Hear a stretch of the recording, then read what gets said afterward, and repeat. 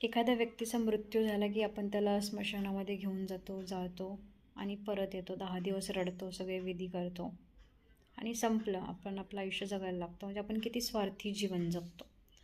आपण त्यानंतर कधीच त्या आत्म्याला गती मिळण्यासाठी कुठलेच प्रयत्न करत नाही, जे की करायला हवे. आपण जे धर्मशास्त्र ज्याच्यामध्ये जे विधी सांगितलेले आहेत ते करतो आणि ते करणं आवश्यक अनावश्यक हे त्या प्रथेप्रमाणे जे काही असेल ते.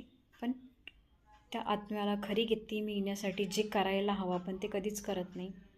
आत्म्याला गती कशाने मिळते की आपण जर त्याच्यासाठी नामस्मरण करत असेल किंवा ब्लेसिंग्स, कृपा परमेश्वराचंच नामस्मरण करून ते जर त्या आत्म्याला अर्पण करत असेल तर ते त्या आत्म्याजवळ पोहोचतं, आत्म्याला गती मिळण्यासाठी मदत होते. पण आपण हे कधीच करत नाही. आपण इतके सेल्फिश आहोत की एकदा त्याला अग्नी लावला, त्या देहाला अग्नी लावला की आपलं काम संपलं.